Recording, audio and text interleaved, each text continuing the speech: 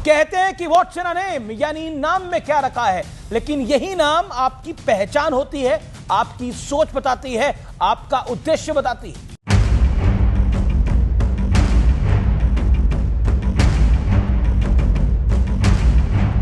नमस्कार व्यूअर्स, मैं हूं अमीश देवगन। तथ्यों तथ्य में आज बातों की मोदी सरकार के दौर में बदले हुए नामों की।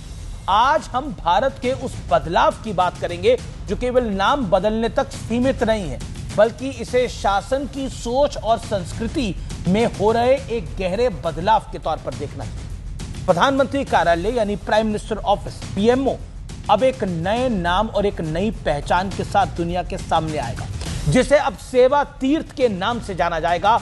वहीं देश में सभी राजभवन यानी गवर्नर हाउस जो हैं वो अब लोक भवन के नाम से जाने जाएंगे। ये बदलाव केवल बोर्ड पर लिखे शब्दों का परिवर्तन नहीं है व्यूअर्स, ये संकेत है कि भारत की शासन व्यवस्था सेवा के मूल सिद्धांत पर चलने जा रही है, जहां सरकार शासक नहीं सेवक है, जहां पावर विशेषाधिकार नहीं बल्कि कर्तव्य का एक कठिन पथ है। जैसा आपको मालूम होगा, प्रधानमंत्री कार्यालय जल्द ही साउथ ब्लॉक के अपने पुराने ऑफिस से निकलकर नए हाईटेक सेवा तीर्थ कॉम्प्लेक्स में शिफ्ट हो रहा है। यह बदलाव दशकों बाद हो रहा है। इसे ऐतिहासिक इसलिए माना जा रहा है क्योंकि यह सिर्फ एक एड्रेस का परिवर्तन नहीं है, एक बिल्डिंग का परिवर्तन नहीं है, लेकिन भारत सरकार के काम करने के तरीके में एक नया अध्याय है। यह भारत के लिए एक परिवर्तन का समय है। अब राम मंदिर में ध्वजा लगी ना, वो भारत की सांस्कृतिक चेतना का परिचय है और यह भारत की कार्य प्रणाली की चेतना का परिचय है। यह वही जगह होगी जहां नीतियां बनेंगी, राष्ट्रीय प्राथमिकताओं का खाका तैयार किया जाएगा और भारत के आज और भविष्य को आकार देने के निर्णय लिए जाएंगे। यह पूरा सेवा तीर्थ कॉम्प्लेक्स एक आधुनिक, हाईटेक और डिजिटल वर्क प्लेस है। यहां वर्क फ्लो फास्ट होगा, फाइलें तेजी से चलेंगी, सरकारी फैसलों में समय भी बचेगा और स्पष्टता भी आएगी। देश में इससे पहले भी कई महत्वपूर्ण नाम बदले गए हैं। इससे पहले राजपथ का नाम कर्तव्य पथ बदला गया। वहीं 7 रेस कोर्स रोड, जहां प्रधानमंत्री का आवास था, घर था, उसका नाम बदलकर लोक कल्याण मार्ग कर दिया गया। सेंट्रल सचिवालय का नाम बदल के कर्तव्य भवन पहले ही हो चुका है।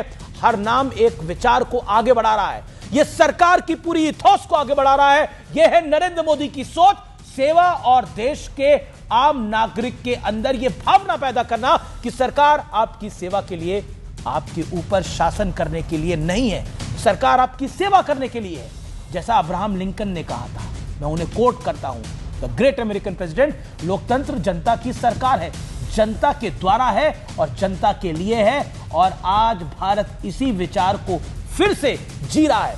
शासन शक्ति नहीं, सेवा है। काफी समय पहले प्रधानमंत्री नरेंद्र मोदी ने अपने भाषण में कहा था वो प्रधानमंत्री की बजाय प्रधान सेवक कहलाना ज्यादा पसंद करते हैं, क्योंकि यह सरकार की सोच है, जहां भारत की में सरकार शासक नहीं बल्कि सेवा है, जहां नेता राजा नहीं सेवक है, जहां पावर अधिकार नहीं कर्तव्य है।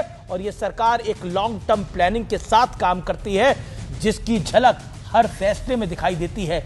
आपने देखा 7 रेस कोर्स रोड का नाम कब बदला गया और आज क्या हो रहा है।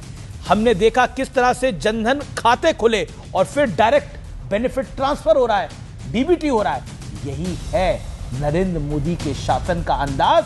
हर चीज प्लानिंग व्यवस्था के साथ, सीधे डायरेक्ट जनता से संवाद।